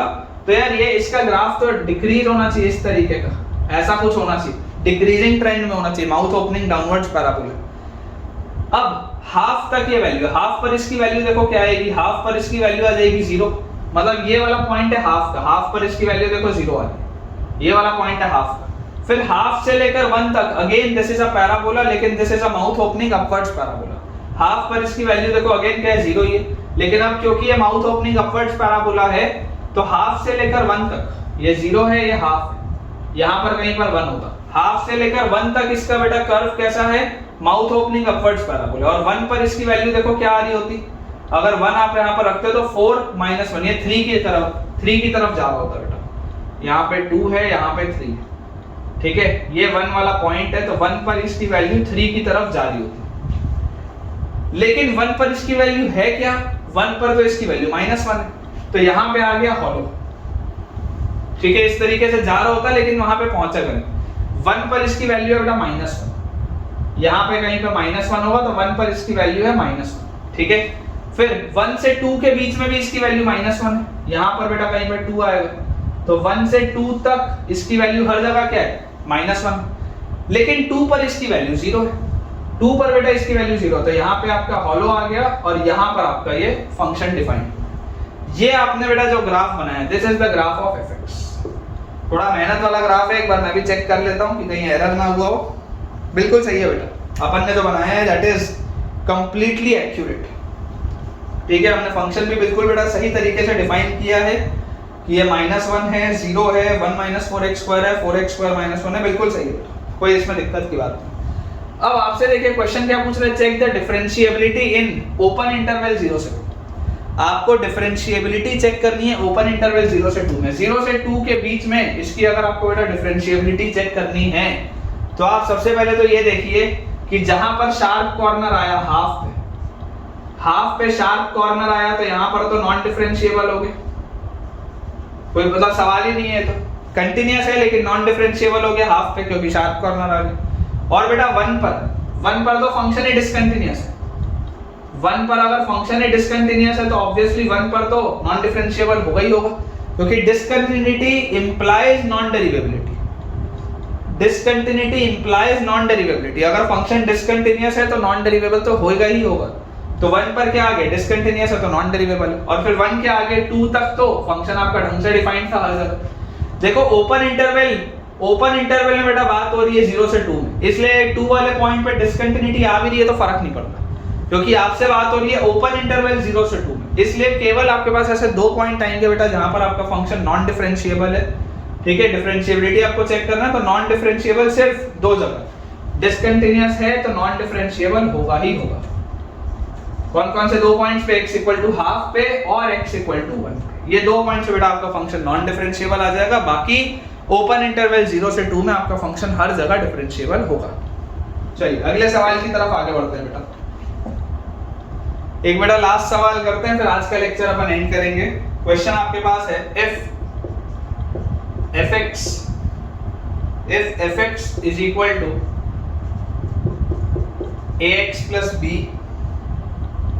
और अगला है ax³ + x + 2b, ax + b और अगला है ax³ + x + 2b।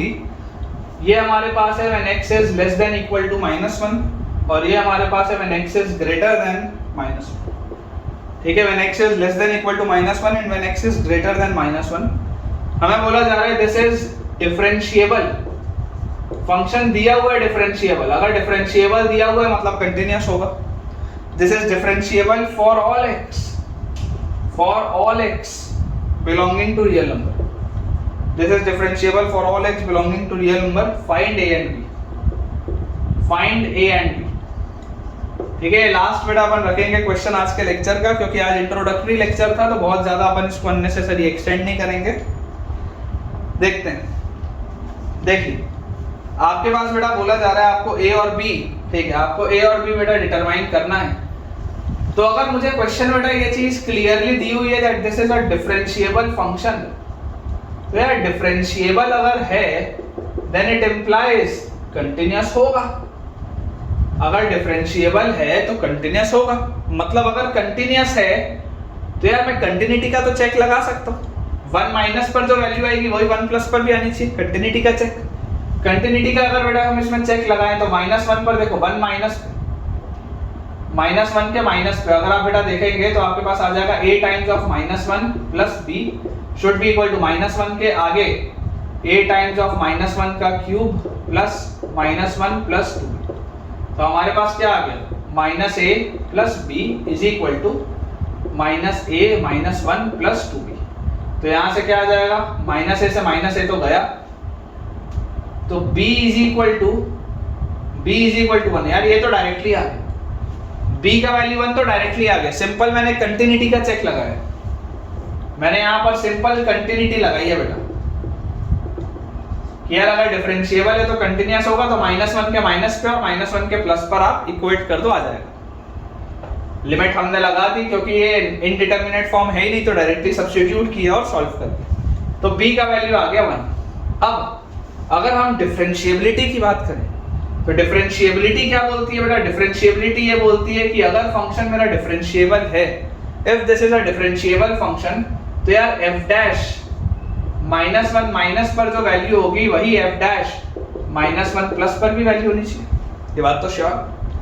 अच्छा -1 माइनस पे ये लिए क्या है, लिमिट h अप्रोचेस 0, लिमिट ढंग से करते हैं, मैं चाहूं तो डायरेक्टली डिफरेंशिएट करके भी कर सकता हूं कि a will be equal to 3ax² + 1, directly भी कर सकता हूं, लेकिन मैं वो भी नहीं कर रहा हूं क्योंकि अभी सिखाया नहीं, तो सब्र रखिए, आराम से देखिए। ये अपने को जो बेटा बेसिक थ्योरम है, आप मेरी स्पीड के साथ चलते जाओ, आपका सब कुछ हो जाएगा, ठीक है। अगर आपको ज्यादा नॉलेज हो भी तो कोई दिक्कत नहीं, आप कर लो दूसरे मेथड से, लेकिन अभी जो हम सीख रहे हैं पहले उस पर कमांड आना जरूरी है। तो अभी हमने क्या सीखा हुआ है, डेरिवेटिव का चेक क्या होता है, left hand derivative right hand derivative के बराबर हमारे पास होना चाहिए, तो limit h approaches 0, left hand derivative क्या होगा, f of -1 minus h, -1 minus, तो उधर अगर मैं देखूंगा this will be a times of -1 minus h plus b minus f of -1, तो f ऑफ -1 क्या आएगा, -a plus b upon -h, ये आ गया left hand derivative f of -1 minus h minus f of -1 upon -h। इसको एक बार solve पहले अपन कर लेते हैं, तो इसको आप बेटा जैसे सॉल्व करेंगे तो आप देख सकते हैं ये प्लस b और माइनस b तो गया, और उसके बाद a इंटू -1 और ये प्लस a, तो ये भी चले जाएगा, -a और प्लस a, ये कट जाएगा, तो आपके पास लिखा हुआ है a इंटू -h, मतलब -ah अपॉन -h, तो माइनस माइनस h, तो लेफ्ट हैंड डेरिवेटिव तो a के बराबर आ रहा है। राइट हैंड डेरिवेटिव क्या होगा, limit h approaches 0, f of 1 -1 plus h, तो -1 प्लस h में आ जाएगा a times of -1 plus h का cube plus -1 plus h plus 2, f of -1 plus h minus f of -1 पर देखो वैल्यू क्या है, -1 पर वैल्यू है -a plus b upon h, ये आपके पास आएगा। b का वैल्यू देखो आपने ऑलरेडी 1 निकाल लिया, तो आप यहां पर रख सकते हो b का वैल्यू 1, यहां पर भी आप बेटा रख सकते हो b का वैल्यू 1। अब हमारे पास आ क्या रहा है यहां पर, सबसे पहले तो इसको देखते हैं, तो हमारे पास आ रहा है बेटा ये -1 और ये -1, -2 और +2, ये तो कट जाएगा, इसको आप काट दो, तो हमारे पास लिखा हुआ है a टाइम्स -1 प्लस h का क्यूब प्लस h और उसके बाद प्लस a बाय h, ये हमारे पास बेटा लिखा हुआ है, ठीक है, ये हमारे पास लिखा हुआ है। इसको भी अगर आप चाहें तो आप इसको बेटा देखिए एक्सपैंड कर सकते हैं, आराम से आप इसको एक्सपैंड करके लिख सकते हैं। h-1 का होल क्यूब लिखा है, तो h-1 का होल क्यूब क्या आएगा, a क्यूब है ना, a माइनस b का होल क्यूब है a cube minus b cube minus 3ab into a minus b, मतलब h-1, ये लिखा हुआ है, plus h plus a by h, एकदम आराम से बेटा मैं आपको बता रहा हूँ, एकदम आराम से। तो यहाँ से आप देख सकते हैं, इसको जब आप ओपन करेंगे, एक बार दोबारा देख लेते हैं, h-1 का होल क्यूब है a cube minus b cube minus 3ab a minus b, ठीक है, तो दिस विल बी -3h² और फिर -3h अंदर जाएगा, तो -3h के अंदर जाते ही ये आ जाएगा +3h, ये आपके पास आ जाएगा, ठीक है। तो यहाँ से बेटा हमको क्या इसमें दिखाई दे रहा है, व्हेन h अप्रोचेस 0, तो यार ये a इंटू -1 मतलब -a और प्लस a, ये तो गया। व्हेन h अप्रोचेस 0 बेटा यहाँ पर आपके पास क्या आ जाए, ah क्यूब है, ah क्यूब में आपको बचेगा ah², फिर आपके पास है -3ah², तो यहाँ पे आपके पास बचेगा -3ah, और उसके बाद आपके पास है 3ah प्लस h, मतलब आपके पास बचेगा 3a प्लस 1, h डिवाइड करने के बाद बेटा ये चीज आएगी, और जैसी लिमिट h अप्रोचेस 0 बोल रहा है ये गायब, तो आपके पास राइट हैंड डेरिवेटिव क्या आ रहा है, 3a प्लस 1, तो यहाँ से यार मेरे पास आ जा रहा है 3a + 1 is equal to a, तो 2a is equal to -1, a is equal to -1/2। a का वैल्यू बेटा क्या आ जा रहा है अपने पास -1/2। एक बार अपन आंसर चेक कर लेते हैं, बिल्कुल सही है। a का वैल्यू हमारे पास -1/2 आएगा और b का वैल्यू बेटा आपके पास 1 आएगा। तो आप देख सकते हैं, देखो यहाँ पर मैंने बहुत मेहनत करके आपके लिए सॉल्व किया, डिफरेंशिएबिलिटी का मैंने चेक बहुत बड़ा मेहनत करके आपके लिए लगाया है। लेकिन अब मैं आपको बताता हूँ इसको और डायरेक्टली मैं कैसे कर सकता था, है ना। ये वाला मुझे उम्मीद है आपको आ गया होगा समझ में। इसको डायरेक्टली अपन कैसे सॉल्व कर सकते थे, देखो मैं आपको बताता हूँ, फिर अपन लेक्चर अपना एंड करेंगे। आंसर तो आ चुका ही है। अगर आपको बेटा बोला जा रहा है that this is a function which is differentiable, तो डिफरेंशिएबल बेटा अगर है तो लेफ्ट हैंड डेरिवेटिव क्या होगा। लेफ्ट हैंड डेरिवेटिव में आप देखो -1 के इधर पे क्या चल रहा है, लेफ्ट हैंड में ये वाला फंक्शन है, इसका डेरिवेटिव डिफरेंशिएट करो, ax + b का डिफरेंशिएशन a आएगा, ax + b का डिफरेंशिएशन a आएगा, b तो कांस्टेंट उड़ जाएगा, ax का a आ जाएगा। This should be equal to right hand derivative. Right hand derivative में राइट साइड में फंक्शन क्या चल रहा है, ये चल रहा है, इसको डिफरेंशिएट करो, क्योंकि दिया हुआ है ना फंक्शन डिफरेंशिएबल, तो डायरेक्टली भी कर सकते थे। मैंने आपको पहले बेसिक मेथड बताया, जो बेसिक क्या अप्रोच है कि जिस बच्चे को डिफरेंशिएशन नहीं आता वो बेसिकली क्या सोचेगा। लेकिन अगर आपको डिफरेंशिएशन आता है, क्योंकि आपने ये पढ़ाई है फिजिक्स में भी बेसिक, तो यहाँ से आप देखिए राइट हैंड डेरिवेटिव, इसको आप डिफरेंशिएट करेंगे, आपके पास आएगा 3ax² + 1, याद जाएगा। x की वैल्यू क्या है, -1 पर आप चेक कर रहे हो, तो इसको आप -1 का स्क्वायर लिख, तो यहाँ से आ गया a is equal to 3a + 1, 2a is equal to -1, a is equal to -1/2। ये वही तो आ रहा है ना, देखो ये 3a + 1 आ रहा है राइट डेरिवेटिव, a आ रहा है लेफ्ट डेरिवेटिव, ये वही तो है। जो लेफ्ट डेरिवेटिव आप डायरेक्टली डिफरेंशिएट कर सकते थे, ये जो राइट डेरिवेटिव है आप डायरेक्टली डिफरेंशिएट कर सकते थे, ये वही चीज तो मैंने लिखी, ठीक है। तो बेटा इसके साथ हम अपने आज के लेक्चर के एंड पे पहुंच चुके हैं और मुझे उम्मीद है कि आपको आज का लेक्चर बहुत बढ़िया से पसंद आया होगा, समझ में आया होगा। आज हमारा बेटा फर्स्ट लेक्चर था, तो आज थ्योरेटिकल एस्पेक्ट ज़्यादा थे, कई सारी चीज़ें मुझे आपको समझानी पड़ रही थी क्योंकि ये सब कंसेप्ट आपके लिए नए थे। तो ज़रूर आज के वीडियो को बेटा एक बार दोबारा आप देखिएगा, है ना। जो शुरू का जो हमारा पोर्शन था थ्योरेटिकल, उसको आप एक बार ज़रूर अभी रिवाइंड करके फिर देखिए, ताकि आपको चीज़ें और बेहतर तरीके से क्लियर हो पाए। अगर आपको आज का लेक्चर अच्छे से समझ में आया है, पसंद आया है, तो अपना एक पॉजिटिव फीडबैक, अपना एक पॉजिटिव कमेंट सेक्शन में ड्रॉप करना बिल्कुल भी ना भूलें। वीडियो को लाइक करें, चैनल को सब्सक्राइब करें और दोस्तों के साथ इस वीडियो के लिंक को शेयर भी करें, ताकि उनकी पढ़ाई और बेहतर हो पाए। और जितने भी हमारे नए स्टूडेंट्स हैं जिन्होंने आज फर्स्ट टाइम इस वीडियो को सुना है और जो हो सकता है अभी तक भी सुन रहे हों, तो आप लोग के लिए बेटा टेलीग्राम चैनल का लिंक डिस्क्रिप्शन में दिया हुआ है, उसे ज्वाइन करिए, ताकि आप अपनी पढ़ाई को और बेहतर कर पाएँ होमवर्क की प्रैक्टिस शीट्स के साथ। और उसमें बेटा आपको लेक्चर के सारे अपडेट्स भी मिलेंगे, सो दैट कि आपका कोई भी लेक्चर कभी भी मिस ना हो। Thank you.